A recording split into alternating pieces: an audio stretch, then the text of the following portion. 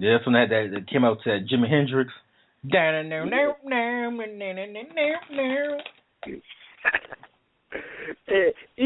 everybody was in this. Even Scott, Ricky Scott Steiner was a part of it. Yeah, Big Papa Pump.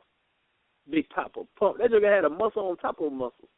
Yeah, man, I told you, man, that dude was on steroids, man. I ain't never seen nobody have a muscle on top of a muscle, man. Yeah, man, that dude had to be on steroids. I mean, I know I want to get my buff on, but got to be more careful. Man. You like that?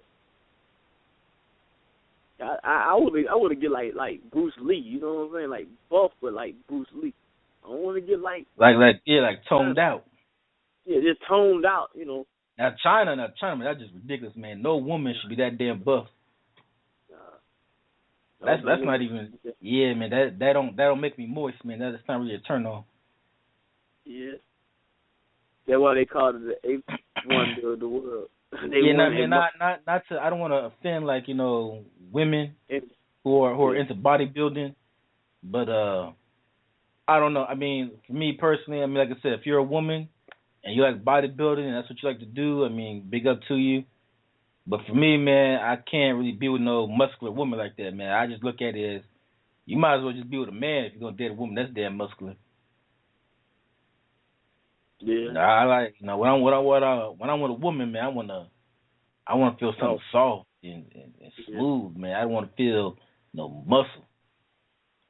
I don't want to grab a girl's ass and feel a rock hard ass. You know what I'm saying? Like a dude, I'd rather feel like a nice soft like pillow ass. Yeah. I mean, wild, man. You got your holler, yeah. Agreeing with this crazy man.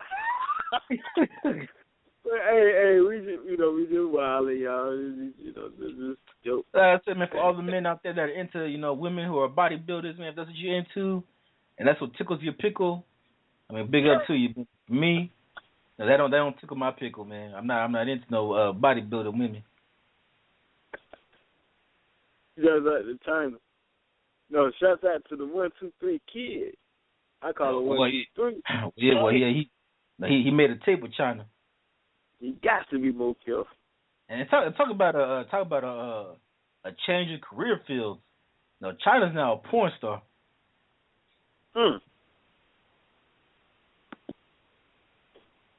Yeah, she went from making millions. Yeah, she went from making $1 million doing wrestling to $1 million having sex. And also keeping it WWE. Yeah, actually, I did see a flick, man, where they did like a WWF parody, man, with China and this guy that looked exactly like Vince McMahon. Hey, brother, get away from that. Get away from that. All right, man. So back to WrestleMania 23, man. Before we get carried away here.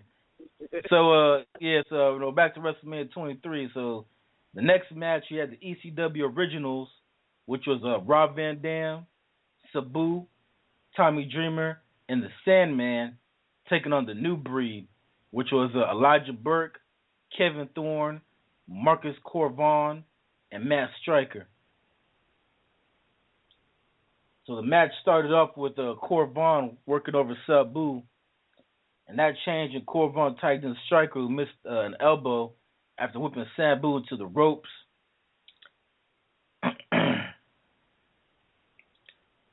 And then along with the Sandman to get tagged, the Sandman dominated Striker. Eventually Van Dam got tagged in. Rob Van Dam also dominated Striker, was poked in the eye by Striker. As Striker tagged in Elijah Burke. Elijah Burke had early success against Rob Van Dam, gaining an early advantage. And then Rob Van Dam tagged in the Sandman. Excuse me. And then Sandman worked on Elijah Burke until Tommy Dreamer got tagged in. Tommy Dreamer also beat down Elijah Burke until Corvon got tagged in. And Corvon attacked Dreamer relentlessly and went over and punched Sabu, who distracted the referee and allowed Tommy Dreamer to get triple teamed by Thorne Booker Striker. Then Burt broke up Rob Van Dan's attempt to win the match. And while the referee was distracted, some girl named Ariel came out of nowhere and gave Striker a steel chair. But Rob Van Dam gave Striker a Van Daminator when he kicked his chair into Striker's face. And then Rob Van Dam pinned Striker with a 5-star frog splash to win the match for the ECW Originals. The next up, you had the Battle of the Billionaires. You had Umaga represent Vince McMahon, taking on Bobby Lashley represent Donald Trump. So Umaga, he came to the ring with Vince McMahon and his manager, Armando Alejandro Estrada. You talk about the most stereotypical Mexican name in the world with that. Armando Alejandro Estrada. It's not like the guy that drives a motorcycle. Yeah, on chips.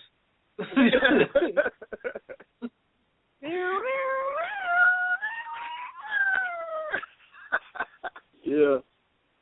And then you had Bobby Lashley. He came to the ring, and he was accompanied by Donald Trump and Tara Conner. Tara Conner, I don't know who the hell that woman is. Oh, she was She was Miss America 2006. Oh, okay. Felt like Connor, Terry Connor, it's like Sarah Connor, yeah, Terminator. So Stone Cold was actually the referee for the match, Stone Cold Steve Austin.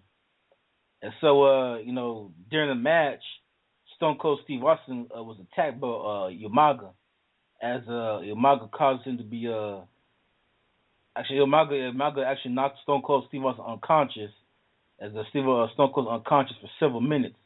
Then Shane McMahon came in, and Shane McMahon made himself the new referee.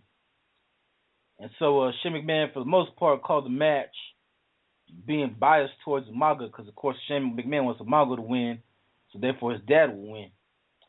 Then as Umaga got the near pinfall, Shane counted to Umaga pinned Bobby Lashley, and as Shane was calling the 1, 2, 3, Stone Cold woke back up and gave Shane McMahon the stunner. And then Vince McMahon and Stone Cold became the referee again. And then after the match, Bobby Lashley won the match after Stone Cold gave Umaga the stunner, which made Bobby Lashley win the match. And so because Bobby Lashley won the match, that means Vince McMahon had to shave his head bald. So Vince McMahon tried to run away, but then Stone Cold gave Vince McMahon the stunner, and then Stone Cold tied Vince McMahon up to a chair and shaved Vince McMahon's head bald.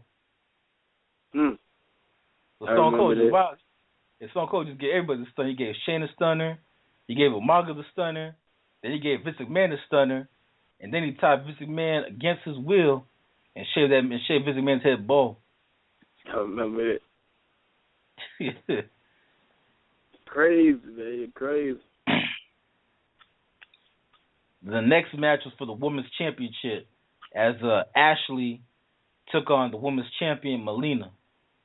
And so Melina beat Ashley after doing the bridge pin to retain the Women's Championship. And the match was actually a short match that only lasted 3 minutes.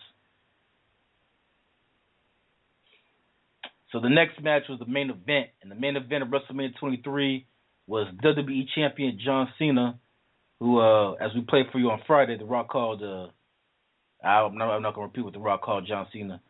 No, it might offend some people. But, so John Cena defended his WWE Championship against Shawn Michaels. And so, the match featured a lot of spots. Shawn Michaels hit John Cena with the power driver on top of the steel steps. Then John Cena tried to hit the FU on Shawn Michaels. The FU is now called the Attitude Adjustment, for the kids. But back in 2007, it was called FU before they changed the name. And so during the match, then Shawn Michaels tried to execute the Sweet Chin Music, but he missed. Then John Cena put Shawn Michaels in the STFU submission hold, and Shawn Michaels was able to get the ropes to break out. Then John Cena pulled Shawn Michaels away from the ropes and put him to STFU again, and this time Shawn Michaels was forced to tap out, and John Cena kept the WWE Championship.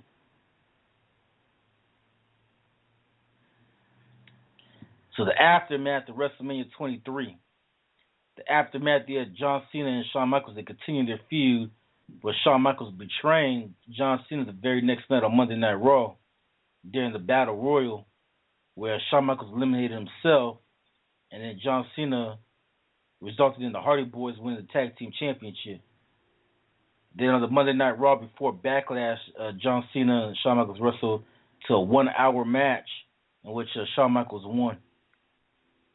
As far as Undertaker and Batista, they continued their feud after WrestleMania 1 as well, as Undertaker and Batista fought in a last man standing match at the April pay-per-view Backlash, with the match ending in a draw, meaning Undertaker had to keep his belt. Then the two faced off in a steel cage match on May 11th, 2007 edition of SmackDown, so just 2 days before my 20th birthday. And that match ended in a draw as both of them left the cage at the same time. Then Edge beat The Undertaker for the heavyweight championship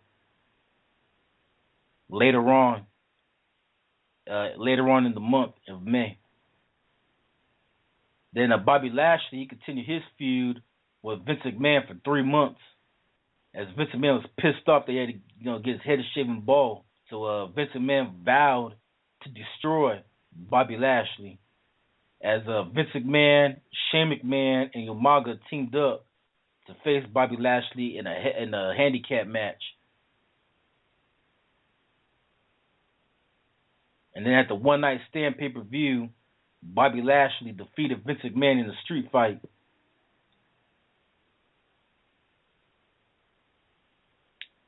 And then Chris Benoit and Montel Vontavious Porter, they continued their feud over the United States Championship, which resulted in Montel Vontavious Porter winning the United States title at the Judgment Day pay-per-view in May in a 2 out of 3 falls match.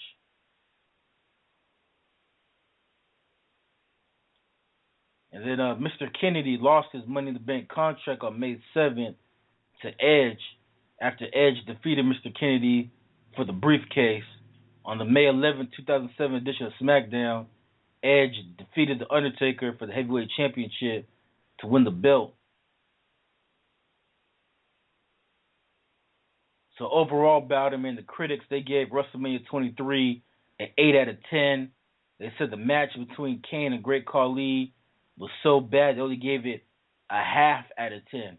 Not even 1, just a half out of 10. And then they gave the women's title match between Melina and Ashley just 2 out of 10. Other than those 2 matches, the rest of the WrestleMania was great. And they said that Shawn Michaels versus John Cena stole the show. So Bowden, 2007, what's your thoughts on WrestleMania 23?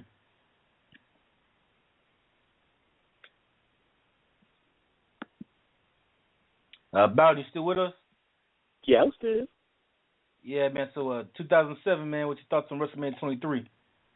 I give it a 7. So you're giving it lower than the critics, You're giving it a 7. The critics gave it 8 out of 10. You're giving it a 7 out of 10. Yeah. And why would you disagree with the critics this time? It was a good WrestleMania. It was a good WrestleMania. Don't get me wrong, but out of all the WrestleManias that we did, I think this one, it was pretty good, but I don't know. I just give it a 7. Because a lot of them, you got to keep in mind, we really not familiar with a couple of them wrestlers. A lot of these wrestlers, like Elijah Burke, Bobby Lashley, and I don't know.